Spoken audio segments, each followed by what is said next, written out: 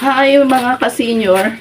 Ito po yung ating mabait na aso. Siya po si Bina. Paliguan ko po siya bago ako maligo. Gagawin po natin ngayon, magpapaligo tayo sa ating alagang aso. Belgian po siya, si Bina. Bago ako maligo, paliguan ko muna siya.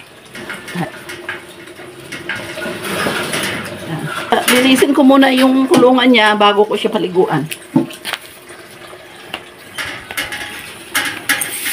Napakadumi na po ng kulungan niya dahil ilang araw din tayong hindi nakapaglinis dahil nga napuyat ako sa kagagawa ko ng aking transfer pricing study. Napupuyat ako. So hindi ako pwede magbasa. Ngayon lang ako makaluwag kasi natapos ko na siya for 25 days. Yung dati kong ginagawa na 60 days na shorten po siya dahil kailangan na ng examiner ng BAR. Under investigation po yung kliyente. So tinapos po talaga natin. No? So pati yung ating aso na suffer kasi hindi siya napaliguan, hindi rin siya nalinis, pinapakain lang. So ngayon natin siya paliguan at linisin. Yung lilinisin ko yung kanyang mga dumi, sobra, no? Pero improve lang natin kasi pansamantala lang naman itong kulungan niya, hindi talaga ito yung bahay niya. Papagawa tayo ng bahay niya dito lang din sa tabi kasi si Bina, babae po siya na Belgian, paanakin po siya natin, no? Magbe-breed tayo dito ng mga guard dogs kasi ang mahal din po pag bumibili ka, at least sila babae naman. Meron din tayong Rottweiler at saka yung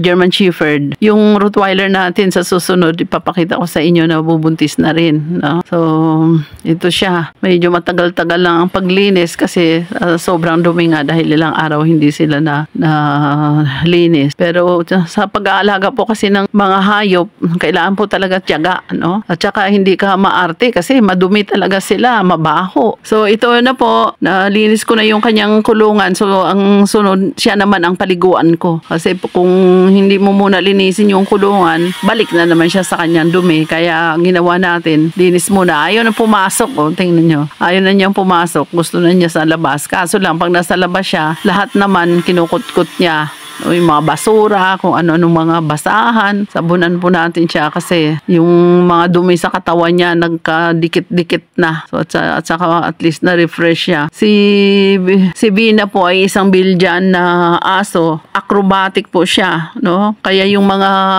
bahay niya, lahat yan naka-stillmating, may kulungan kasi kahit maliit na butas po kaya niyang ilabas yung sarili niya, no? At saka kahit mataas, kaya niyong lundagin, nakakalundag po siya sa mga matataas na pader. Para siyang kabayo kung tumakbo, napakabilis. No? Guard dog po siya. So yun yung gusto nating alagaan kasi nga dahil sa malaki yung compound natin at saka sa gabi may mga pumapasok na mga mababait. So kailangan natin ng maraming aso. Kahit papaano, hindi man totally na-eliminate yung mga magnanakaw pero napapansin natin at nararamdaman natin may makuha man sila kunti na lang kaysa yung wala talagang aso. No? Kaya importante po talaga ng aso. Kaya advice ko dyan sa mga kasama natin na senior, no, kung medyo mahina na kayo at saka konti lang yung kasama nyo sa bahay, wag po kayong mawalan talaga ng aso. Kasi since time immemorial, ang God created the dogs talaga as domestic animal na kasama talaga sila ng tao. At saka ang dami na talagang pagkakataon na yung aso, tumutulong talaga yan sa tao. Kaya nga ang tawag sa kanya, man's best friend. Kasi may utak din sila at saka may emosyon sila na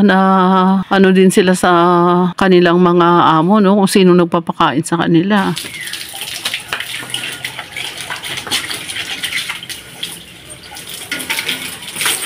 Thank you for watching.